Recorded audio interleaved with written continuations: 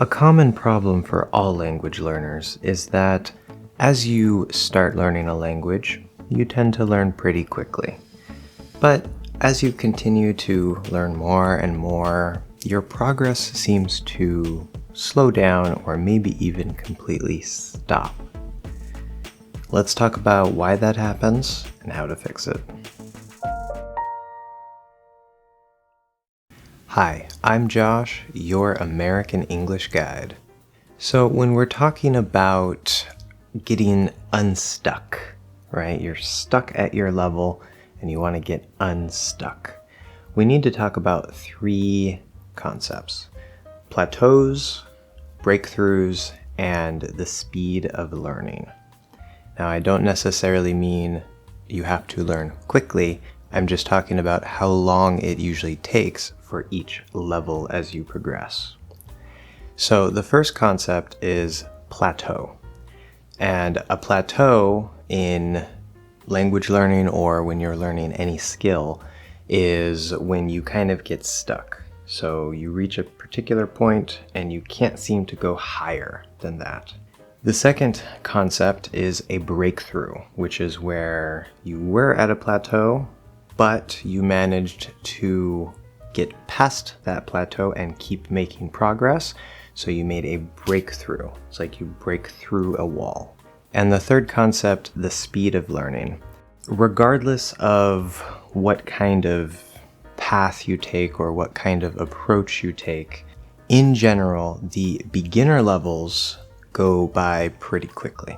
For absolute beginners that are in just the first level, A1 in the European framework, even if you take an approach that is much slower, you will still learn relatively quickly because everything is new, and so there's a lot for your brain to grab onto. This is new, that's new, that's new, as it starts putting things together.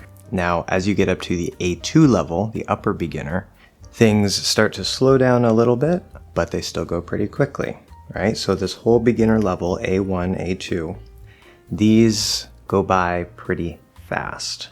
Lower intermediate, B1 in the European framework, that is where you might start to plateau, or more likely, more commonly at the B2 level, you really might start to plateau and it seems like you can't get through to that next level, the advanced level, C1. But I'm going to let you in on a little secret. Okay, come closer. Closer. You probably are not at a plateau. You are most likely still making progress, even if you're B1 to B2, lower intermediate to upper intermediate. It feels like maybe you're not making progress. Most likely you are. It just doesn't feel like it. Remember, in the beginner level, everything was new. And so it was very obvious all of the things that you were learning, and it was very obvious that you were making progress. But the more and more that you learn, the harder it is to feel like you're making progress. To get from the B2 level, upper intermediate, to the C1 level, advanced, that is a very big gap. It usually takes quite a while.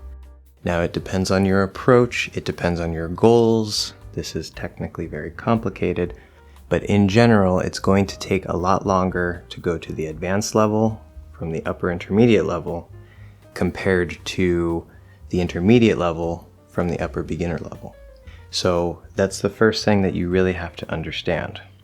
Now, it is possible that you are at a plateau, and there are many different pieces to this, as I said, and it depends on your goals. This whole mini course or playlist that I am making based on my book, How to Learn a Language, these videos are really going to help you not just figure out if you are at a plateau and what to do about it, but they're going to help you build your own path to English fluency. However, I will tell you now, your brain gets used to things, right? And it likes to save energy. So if you keep doing the same thing every single day, that's good, very consistent. You want to continue to be consistent and make progress.